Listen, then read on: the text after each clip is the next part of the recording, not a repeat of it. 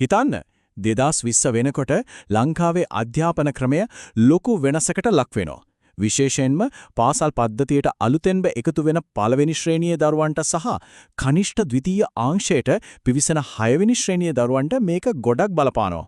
ඉතින් අද අපි බලමු මේ ගැන නිකුත් වෙලා තියෙන නිල මාර්ගෝපදේශවල තියෙන වැදගත්ම දේවල් මොනවද කියලා. මේ අපි කතා කරන කිසිම දෙයක් හිතලා කියන දේවල් නෙවෙයි. මේ හැම දෙයකටම පදනම් වෙන්නේ අධ්‍යාපන අමාත්‍යාංශය නිකුත් කරපු මේ නිල මාර්ගෝපදේශය. මේක තමයි මේ සම්පූර්ණ ප්‍රතිසංස්කරණයේ නිල සැලැස්ම. අපි දැන් බලමු මේකේ තියෙන කරුණු එකින් එක විග්‍රහ කරලා. හොඳයි. අපි මේ විග්‍රහය ප්‍රධාන කොටස් 4කට කඩලා බලමු. මුලින්ම මේ වෙනස පිටිපස්සේ තියෙන අලුත් දැක්ම මොකක්ද කියන එක, ඊළඟට පළවෙනි ශ්‍රේණියට එන දරුවන්ට ලැබෙන අලුත් අත්දැකීම, ඊට පස්සේ 6 වෙනි ශ්‍රේණියට සිද්ධ වෙන ලොකු වෙනස්කම් ටික.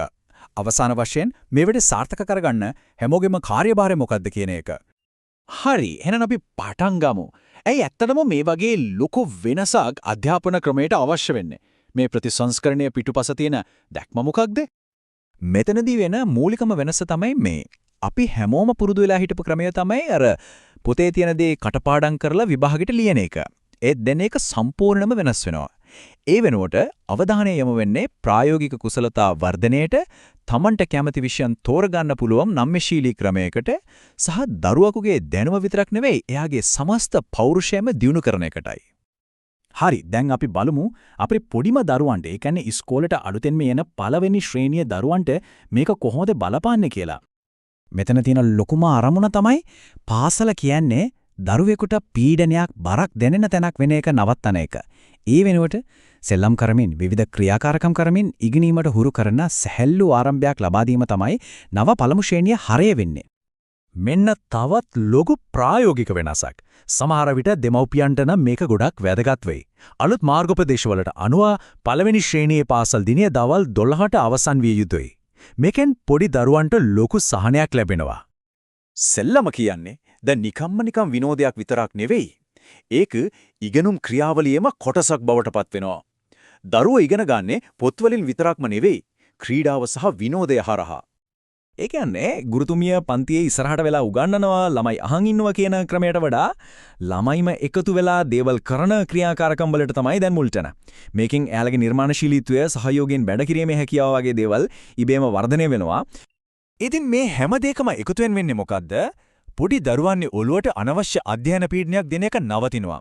ඒ වෙනුවට ඉගෙනීමට ආසාවක් ඇති කරන, පාසලට එන්න කැමති වෙන පරිසරයක් තමයි නිර්මාණය වෙන්නේ. හොඳයි. පළවෙනි ශ්‍රේණියෙන් අපි යමු 6 වෙනි ශ්‍රේණියට. මෙතනදී වෙනස්කම් ටිකක් තවත් ගැඹුරුයි, ව්‍යුහාත්මකයි. මෙතනදී හඳුන්වලා දෙන ලොකුම අලුත් සංකල්පය තමයි ක්‍රෙඩිට් පාදක ක්‍රමය. මේක ටිකක් අලුත් දෙයක්.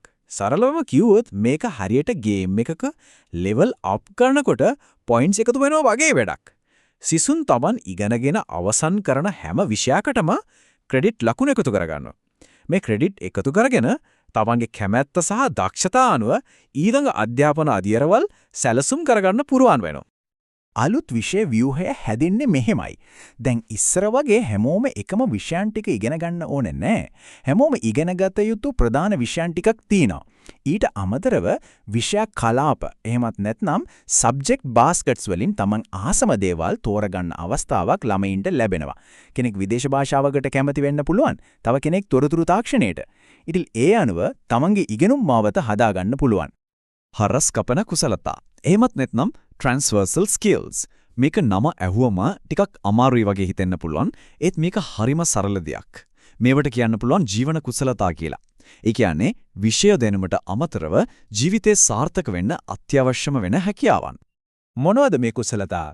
උදාහරණයක් විදිහට ප්‍රශ්නයක් දිහා විවේචනාත්මකව බලන්න තියෙන හැකියාව, කණ්ඩායමක් විදිහට වැඩ කරන්න පුළුවන්කම, අලුත් විදිහට හිතන එක, ඩිජිටල් තාක්ෂණය පාවිච්චි කරන්න දැනගන්න එක සහ පැහැදිලිව අදහස් හුවමාරු කරගන්න එක.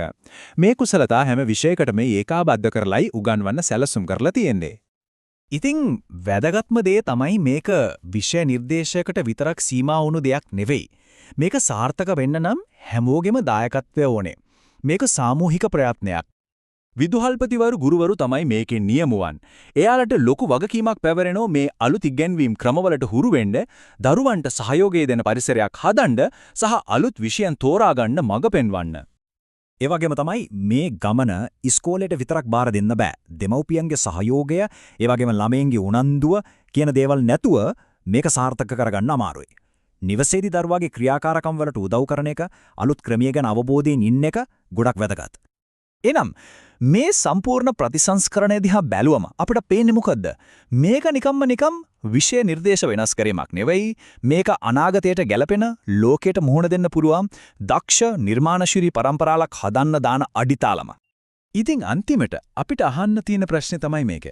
මේ දාන අඩිතාලම ඇත්තටම ශ්‍රී ලංකාවේ අනාගතය මෙහෙවන නායකයින් සහ පුරවැසියන් බිහිකරන තරම් ශක්තිමත් එකක් වෙයිද? ඒ ගැන සිතා බලන්නට ඉඩ තබමින් අපි මෙම විග්‍රහය අවසන් කරනවා.